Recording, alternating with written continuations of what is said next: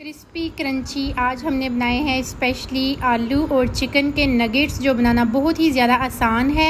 एक दफ़ा आप लोग बनाओगे, खाओगे, इंशाल्लाह आप सभी नगेट्स को भूल जाओगे। बेकरी वाले को तो बिल्कुल आप भूल जाओगे, ना ही कोई मेहनत करनी पड़ेगी, ना ही कोई झंझट। इंशाल्लाह बिल्कुल परफेक्ट रेसिपी है, आप लोगों को बहुत ही ज़्यादा पसंद आएगी। रेसिपी स्टार्ट करते हैं। बिस्मिल्लाहिर्रहमानिर्रहीम। अस्सलाम वालेकुम। कैसे हो आप सब? ठीक होंगे, खैरियत से होंगे। अल्लाह पाक खुश रखे, आबाद रखे। सो फ्रेंड्स, यहाँ पर मैंने 4 ब्रेड के स्लाइस ले लिए हैं। इनका मैंने चूरा अच्छी से बना लेना है।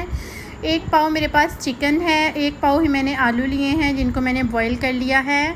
अब मैंने इनका चूरा बनाने के बाद इसमें डाल देना है chicken.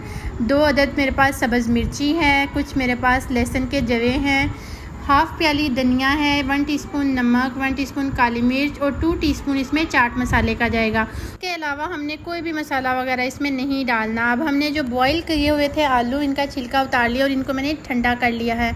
1 teaspoon soya sauce, 1 teaspoon chilli sauce और 1 टीस्पून ही इसमें सफ़ेद सिरका जाएगा। हमने चॉपर को ऑन करना है और इसका एक सॉफ्ट सा हमने पेस्ट सा तैयार कर लेना है। इंशाल्लाह अगर आप लोग मेरे तरीके से ये रेसिपी बनाओगे, बिल्कुल परफेक्ट रेसिपी बनकर तैयार हो जाएगी। अब हमने मज़ीद टेस्ट को बढ़ाने के लिए 1 अदद अंडा इसमें डाल दिया है। अब मज़ीद मैं इसको 2 मिनट तक लगवाऊंगी ताकि अच्छा सा हमारा सॉफ्ट सा पेस्ट बनकर तैयार हो जाए। अल्हम्दुलिल्लाह माशाल्लाह से देखें कितना अच्छा सा बनकर तैयार हो चुका है नगेट्स का पेस्ट। अब मैंने इसको फ्रीज़ कर लेना है। एक हमने एयर टाइट जार ले लेना है, डब्बा कोई सा भी आप ले लें। इस तरह से घी लगाने के बाद इस पे हल्का सा मैदा डस्ट कर दें, फिर आपके नगेट्स बिल्कुल भी नहीं साथ चिपकेंगे। थोड़ा सा हमने मटेरियल उठाना है, हाथों को ऑयल लगा लेना है।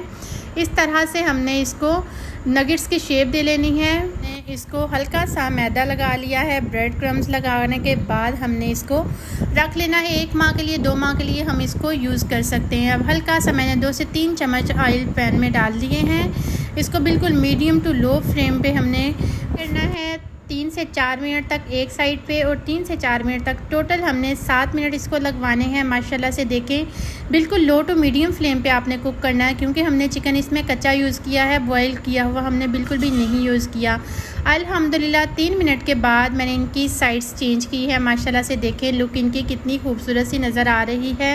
अभी से देख के मुँह में पानी आना शुरू हो चुका है माशाल्लाह से। अब मैंने इसको टोटल 3 से 4 मिनट के बाद अल्हम्दुलिल्लाह हमारे आज के चिकन नगेट्स बनकर तैयार हो चुके हैं। स्पेशली बच्चों के हवाले से, लंच बॉक्स के हवाले से आज मैंने ये रेसिपी तैयार की है। उम्मीद है आप लोगों को बहुत ही ज़्यादा पसंद आएगी।